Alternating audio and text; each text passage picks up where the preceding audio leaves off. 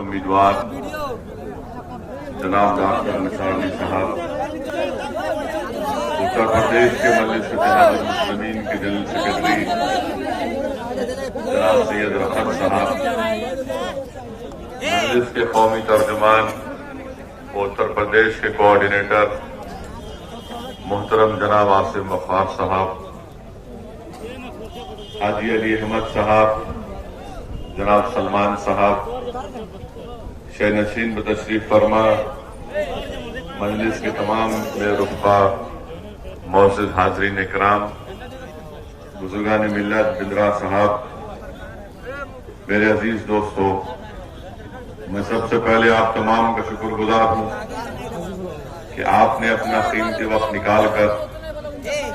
اس انتخابی جلسے میں شرکت کی۔ میرے پاس الفاظ نہیں ہے آپ کا شکریہ ادا کرنے کے لیے، مگر میں صرف اللہ کی بارگاہ میں دعا کر سکتا ہوں کہ جو بے لوث محبت کا آج آپ مظاہرہ کر رہے ہیں، یہ محبت میں اللہ اور اضافہ کرے۔ جس محبت کا آپ مظاہرہ کر کے ہم کو آپ نے یہ کہنے پر مجبور کر دیا کہ انشاءاللہ تعالی جس سفر پر آپ اور ہم گامزن ہیں، ضرور انشاءاللہ تعالی جب آپ کا ساتھ ہمارے ساتھ ہوگا تو ہم ایک نہیں بلکہ کئی منزلوں کو ہم حاصل کریں گے۔ میرے عزیز دوستوں اور بزرگوں، آپ تمام کی موجودگی یقیناً اس بات کا پیغام دیتی ہے کہ آنے والے 4 تاریخ کو یہاں سے انشاءاللہ تعالی ڈاکٹر نثار کی کامیابی ضرور ہوگی، اور میں ڈاکٹر صاحب کا شکریہ بھی ادا کرتا ہوں کہ وہ یہاں پر اس ضلع میں بڑی محنت و جستجو کی، بڑے مصائب اور مشکلات کا سامنا کرنا پڑا۔ سماجوادی پارٹی ایک ظالم حکومت کے ظلم کا انہوں نے سامنا کیا،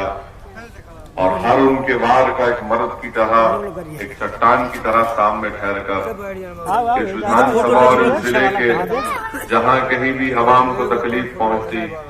وہاں پر ڈاکٹر صاحب پہنچ جاتے۔ میں ان کا شکریہ ادا کرتا ہوں، اور آپ تمام نے یہ دیکھ لیا کہ جو شخص بغیر ودھائک بنے آپ کی ایک آواز پر لبیک کہتے ہوئے دوڑتا ہوا آپ کے درمیان میں آ جاتا ہے، جس نے جب کبھی آپ کو رات میں ضرورت پڑی وہ آپ کے پاس آیا، جب آپ کو کسی چیز یا ایک میڈیکل کیمپ کی ضرورت پڑی تو ڈاکٹر صاحب نے اس کا انتظام کیا۔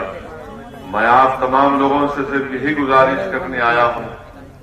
کہ وہ شخص ہے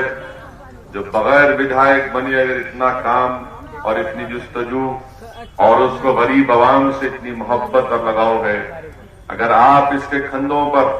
ایک ذمہ داری عائد کر دیں گے تو یقیناً یہ شخص اور دوڑے گا،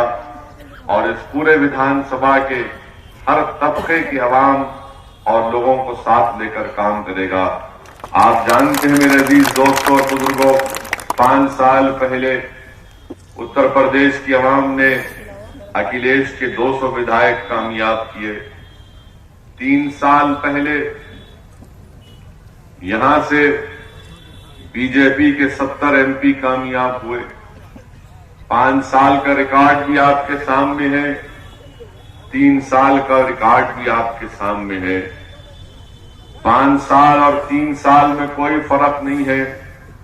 مودی اگر بڑے بھائی ہیں تو اکھلیش چھوٹے بھائی ہیں۔ یہ بڑے میاں اور چھوٹے میاں کی جوڑی کو توڑنے کی ضرورت ہے، اور میری اس بات کو آپ یاد رکھیے کہ جب 11 مارچ کو الیکشن کے نتیجے آئیں گے تو سماجوادی پارٹی اور ٹوٹے گی، اس میں سے ہو سکتا ہے کہ گروپ نکل کر بی جے پی کی تائید کرنے نہ دوڑ جائے۔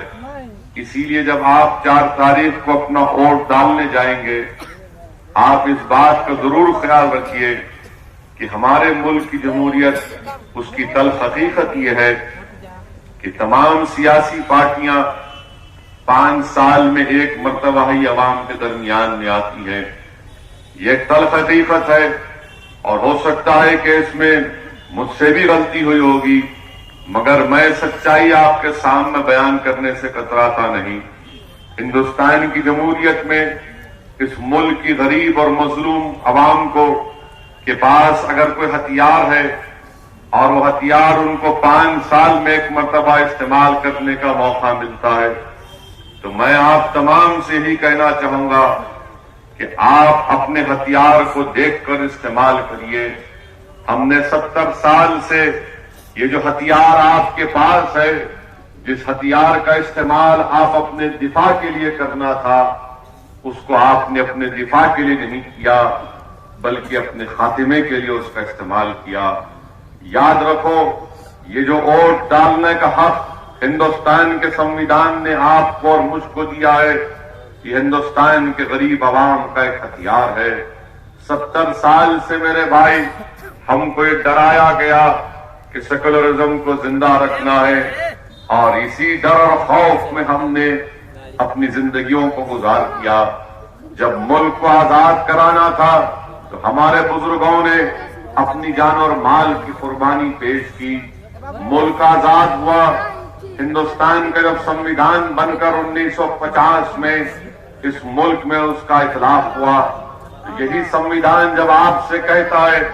کہ آپ کی آواز کو سنا جائے گا،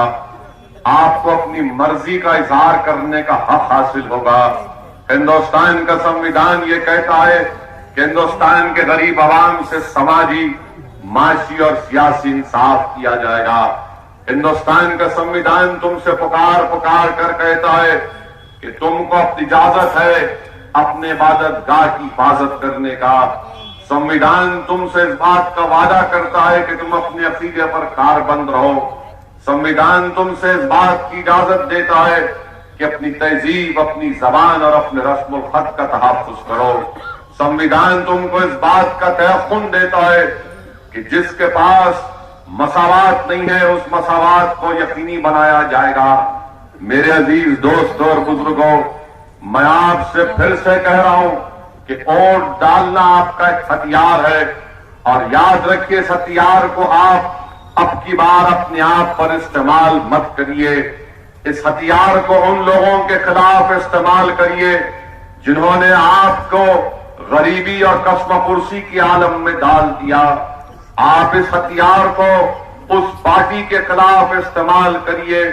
ان تمام سیاسی پارٹی اور ان کے قائدین کے خلاف استعمال کریے جو 70 سال سے